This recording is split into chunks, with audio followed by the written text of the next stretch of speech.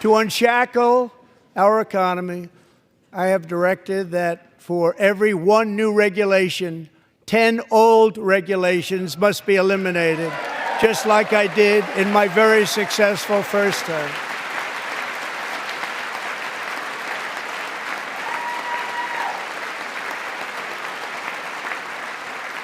And in that first term, we set records on ending unnecessary rules and regulations like no other president had done before. We ordered all federal workers to return to the office. They will either show up for work in person or be removed from their job.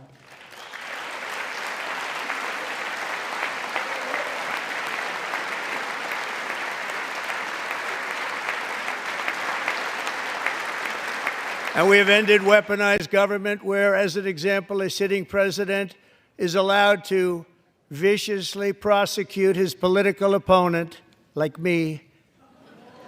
How did that work out? Not too good. Not too good.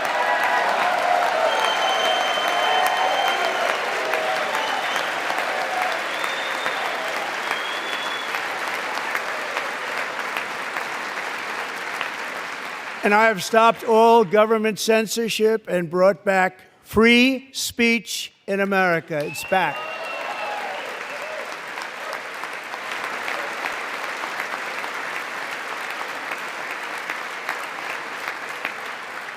And 2 days ago, I signed an order making English the official language of the United States of America.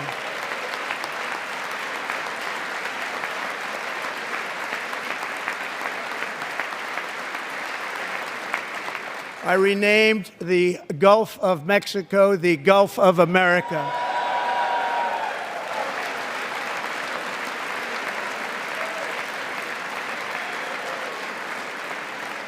And likewise, I renamed, for a great president, William McKinley, Mount McKinley again. Beautiful Alaska. We love Alaska. We've ended the tyranny of so-called diversity, equity, and inclusion policies all across the entire federal government and, indeed, the private sector and our military. And our country will be woke no longer.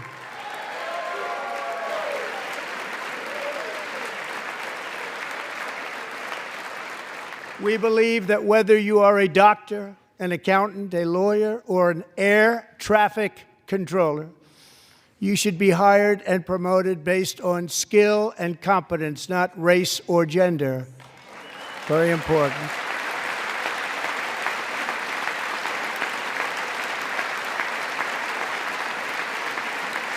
You should be hired based on merit. And the Supreme Court, in a brave and very powerful decision, has allowed us to do so. Thank you. Thank you very much. Thank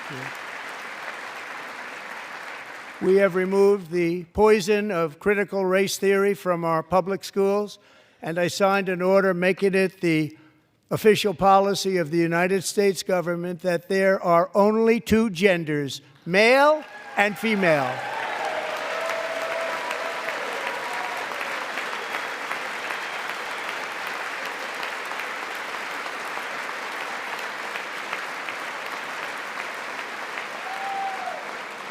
I also signed an executive order to ban men from playing in women's sports.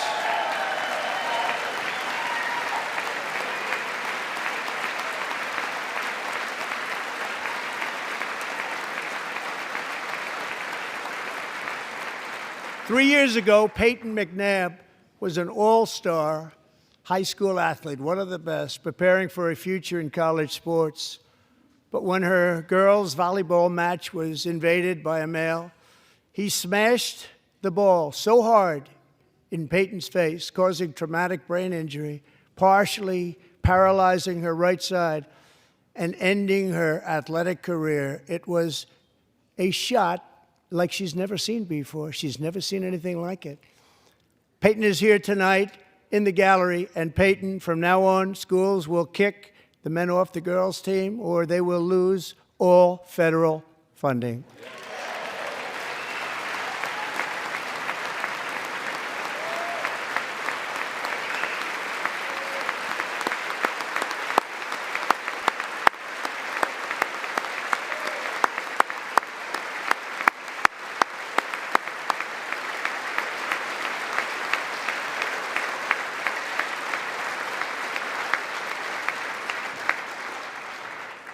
And if you really want to see numbers, just take a look at what happened in the women's boxing, weightlifting, track and field, swimming, or cycling, where a male recently finished a long-distance race 5 hours and 14 minutes ahead of a woman for a new record by 5 hours.